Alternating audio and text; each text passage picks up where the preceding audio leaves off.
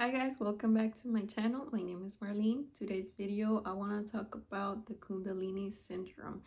I want to do this video without using the material of Raw, since I know it can be a bit difficult to digest that information, but this one is like a lighter version, or like a pop version, general version that I guess we can all understand.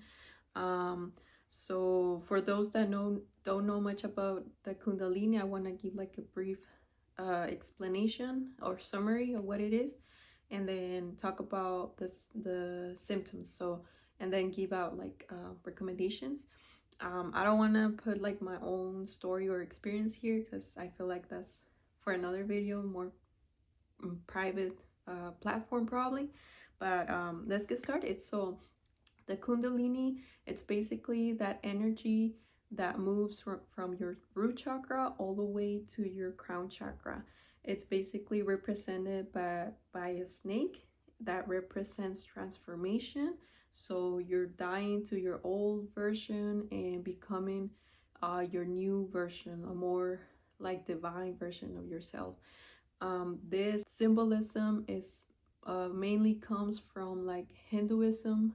Basically, the Kundalini is going to clear up any imbalance that you have, and it's a healing energy basically, that goes through all of your chakras. This is different from having a activation of your lower chakras, but the Kundalini literally has to go to your crown chakra to be like considered a Kundalini activation. There are people that experience it spontaneously, like I did. Some people activate it with practices. Some people activate it by giving birth or going through a like traumatic experience, such as a near-death experience, or like an accident, or a breakup. But it has to be like very intense, I guess. So not all those who practice awakening the Kundalini will experience such awakening. So if you did have one spontaneously, consider yourself blessed. But I know a lot of people that are going through it don't see it as a blessing, see it as a curse. I did for a moment, because I didn't understand what it was. I didn't even know the name of it, and I didn't know there was like symptoms or a syndrome because of it, right? So the Kundalini is a healing process, and it varies by individuals, but there's like similar symptoms that we all experience. Now I'm gonna go to what the syndrome is. So it's known as a syndrome because this energy, it gets stuck right on your top chakra. So pretty much this energy, instead of like passing through, going up and down, is literally just like bouncing back and forth on your top chakras. So you're constantly channeling, seeing visions. You become very sensitive to energy, so you can tap into people's energy fields, places, things, objects. You're constantly on this state of being like in the astral, where you're always in between worlds, where you don't know what is kind of like real, what's not. You can hear voices. For those that are not spiritual, can see this as probably having like psychosis. But again, I don't want to get too medical here. I'm not diagnosing nobody, okay? So just keep that in mind. But this is an energy that you feel like you're not present. Like you tend to be in your head. You might feel even like very light, how do you say it? Like, yeah, like you're always walking like on clouds, like you're not here 100%, okay? And this whole energy of like channeling information can be very overwhelming, because you might be seeing a lot of synchronicities. For example, angel numbers, or you hear people saying the exact words that you were thinking, or you will see an image that's literally like, you see the symbolism and you start to break down information like this real quick. Like it just happens, you know. And if you're like me that is into astrology, like you can literally read a person's birth chart just by looking at them. Like you will literally be like, oh, I know you're this sign, this and that. It's like this psychic gifts pretty much. But this like gifts can be again overwhelming when you don't know how to anchor down that energy. So because you don't have this energy on your bottom chakras, you don't have a strong foundation. So you have like blockages in your lower chakras, so all that energy is always just staying up, so you're never able to put anything like on your bottom chakras, right? So it's like you're gonna struggle, probably like health wise, financially, with your relationships, like in interpersonal relationships. You're gonna have a lot of changes in your appetite and in your overall lifestyle, okay? And you might have, like I did, a lot of like spontaneous movements, which I'm gonna talk in a moment. So the Kundalini syndrome is not a syndrome, like it's not recognized as a medical syndrome, you know, but like it's a spiritual thing. A syndrome is defined as a group of symptoms that consistently occur together. So what are these symptoms? They vary from person to person, but since they have the same characteristics, that's why they call it like a syndrome. So you had to see this as like a like puberty, like when you're transitioning from being a child or kid to being a young adult. So that period is a whole process where you're changing physically, mentally. So the Kundalini syndrome is basically doing that, like you're growing in spirit.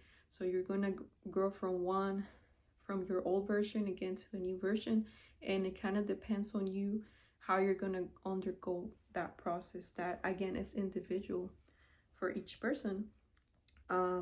So if you understand that it's a process and you don't resist it, it's kind of like you're gonna have a better and easier time. So again, the symptoms are gonna be like a double sword, okay? So because you're not anchored again to your lower chakras, you're gonna see things like auras, visions, and all these things that you probably are not even ready to see, and you're gonna feel like scared all the time or low in energy, because you might be able to catch like an energy vampire that might be like stealing your energy, and you don't know how to like protect yourself, because again you're just like here, right, all the time. Even when you go like involuntary out of body experiences, again, like it's gonna be either like healing, or it can be like a total nightmare of having those experiences. When you have these gifts, it's for you to use them for service, okay? So this is not for the ego. If you try to kind of like use this gifts for your ego, in a way they're gonna like disappear. Like it's weird, like your body won't let you even use them for, or like your soul won't let you use them for like for ego purpose, right? So one instead should use this ability for helping others, again, because it is very likely that you have a mission for this, to use these gifts, right? So you have this personal calling, and this can be seen in different like ways. So for example, somebody can become of service to others as becoming a spiritual teacher, becoming a artist or caregiver, a parent, an innovator, or other things that are gonna help like I guess like human evolution, but for the soul. Other like symptoms that again can play like a double sword is like certain yoga poses that are gonna activate or balance this like symptoms. This like movements, you can do them like spontaneously, or like if you actually intend them to do them, You can vocalize certain words or make certain sounds, and these are known as kriyas.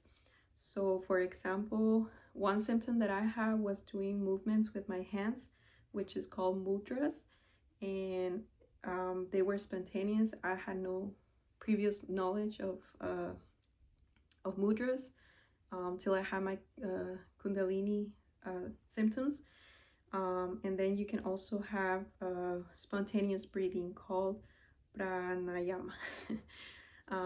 Again, this names come a lot from Hinduism because they tend to practice more and know more about the Kundalini. Okay, so when you have like a hard chakra activation, sometimes you might feel the need to kneel and cry, and you're gonna like have a lot of love and compassion for others or for yourself. So the most difficult thing is having these desires to like meditate, to cry, to just be in nature, be one with like God. And it's gonna be hard when you have like a job, you have like a normal life, and this like need becomes very, very high. Like the best thing is trying to like balance and find ways to let this energy out. Try to find a time to do these things that your like body, your energy is asking you for. And another like symptom that's very common is like your dreams are gonna become very, very vivid dreams, like lucid dreams. And one theme that is very common is the dream of snakes. So you can see snakes chasing you, biting you. You can hold snakes, you can see them in people, you can see them in yourselves, touching them. It can be very scary. And this is because the snake is the archetype for the collective conscious that represents transformation. So again, you're shredding that old version of yourself to a new version. Unfortunately, it has to be a snake. Couldn't be anything prettier, but when you see this like symbolism, this dream is because you're the getting this energy from the goddess Kali, which again is a like deity in Hinduism that represents chaos, that represents change, the feminine. Okay, but again, I don't want to talk about Kali here, but some people see it as a demon, and it's like very controversial, so I'm not going to go into that. But pretty much this process of the Kundalini is you balancing the feminine and masculine that exists within you. So in Hinduism, they have this like beautiful story about the divine feminine energy called Shakti and the divine masculine named Shiva. So to not complicate things, pretty much Shakti is the Kundalini that rises up, and Shiva is the one that's like waiting for her in the crown chakra or the third eye, I think. And once they meet, they become one, right? So that will be the non-duality. You become like a god. So this non-duality, it's kind of like the goal for people that practice Kundalini awakening. But since you had yours spontaneously, there is like this danger of living in the non-duality, or like that we are all one, because usually it's an energy that again gets stuck in your head, and you start to maybe deny the dual side, which is like the other side, the negative. So it can be like harsh emotions or situations, feelings that you don't want to like process. And denying this energy also is denying the Kundalini. And it can be very like hard just to not recognize that like the duality, I'm sorry. Because you want to understand that you want to like recognize the divinity in everything, but at the same time embodying this and still like being relatable as a human, okay? Like Jesus, who was like God in the human form. So it's kind of like you're trying to do the same, similar to him. I'm not saying you're here to, like, again, be like Jesus, like, you know, do miracles, but it's just an example, okay? So once, because all you're trying to do is with the Kundalini is trying to recognize that there is a use for this illusion, for the duality, the separations. Reality is simply an illusion, and you kind of have to learn how to play it, because again, it's very easy to have a non-duality awakening. You tend to get stuck in the head, but this can become like very attractive for people to just stay there the whole time. Like they all just want to practice oneness. This can become like a barrier again for growth, or like to lower the Kundalini, because you can get trapped in like feeling like you're this enlightened being that no longer needs to do any sort of work. You know, like yeah, I'm perfect, I reached oneness, I no longer have to do any sort of work. So this will make the Kundalini process even more difficult. When you anchor all that energy and you're able to see it, like that it caused so much suffering, so much pain, like you don't want to go through it again, right? But again, it's an ongoing practice.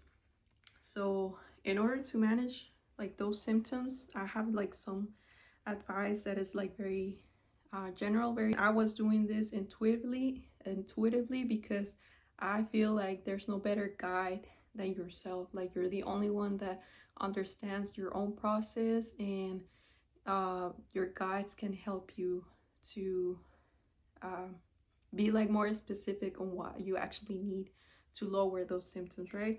So, but one thing that's I highly recommend is to stop actually doing practices of Kundalini if you're doing them, or start trying to open your third eye, because this only is going to keep that energy looped in your higher chakras. Again, you already have your third eye activated. You don't want to like keep activating it more. And when you lower your energy, or like anchor it to your lower chakras, it's not like your third eye is gonna completely close, or you're gonna lose like your psychic abilities.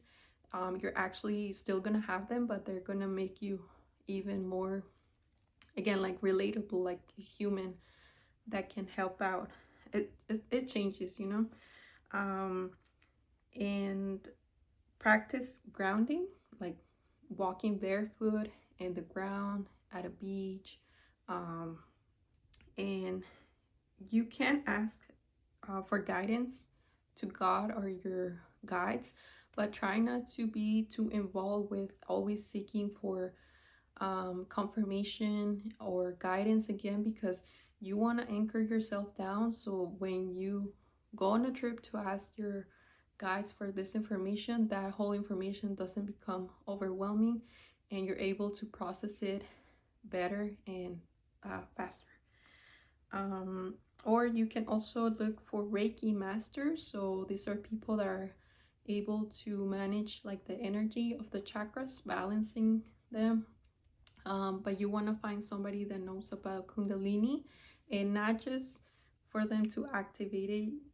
You can literally tell them like, please anchor me, please like open my root chakra, you know, because you want to ground yourself, right? You can also work with crystals, the crystals that work with your lower chakras. Also have a balanced rhythm of life. So I know having the symptoms can disrupt your sleep patterns. You tend to literally be like dreaming all the time. So try to keep a routine of trying to sleep at the same time, waking up at the same time.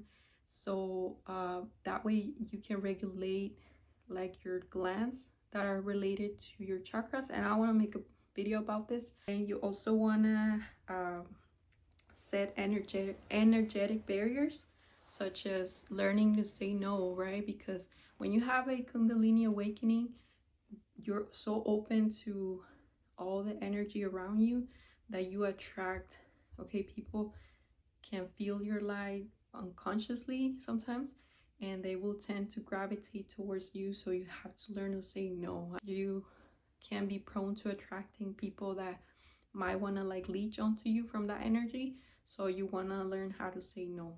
Okay, and it can become very hard because, again, when you have a Kundalini awakening, you are very like empathetic towards others. So you always want to help out, and you want to like love everyone, but you kind of have to balance that energy and know when is a good time to set a limit. I also want to suggest learning about astrology, because for me that's what kind of helped me to understand. For example, my Saturn, which is the one that rules limitations, where I had to set like certain limits, right, in my life, and where I would see them like more often. So yeah, those are like tools that can help you. I forgot to add, but another way to lower the symptoms is to eat heavy foods such as meat or root vegetables, which again, it's in the word root, so they're going to work on your root chakra. They're going to ground you. They're going to lower that energy all the way to your bottom chakras that need that energy flow to balance them out. And lastly, you could also do exercise to activate more of that solar plexus. Also, if you were using or are still like using substances or like hallucinogenic, you know what I mean, or alcohol, like things that alter your psyche, this can like worsen the symptoms. So this can make you go into like a black hole, into a loop, rabbit hole, I mean, of like never ending like bad stories, right? You also might want to try to get more into sunbathing, because activating your solar plexus, right, which is your willpower, your force, will also help you like ground that energy and balance it out. Again, remembering that this is a process, so you don't have to have like clear instructions on what to do, because your system like already knows how to do these things like naturally. If you let it guide you intuitively, you're gonna know the answers. But again, nothing wrong with asking for like support or guidance. Okay, so this is all I have for today. Thank you so much for watching, and I'll see you in my next video.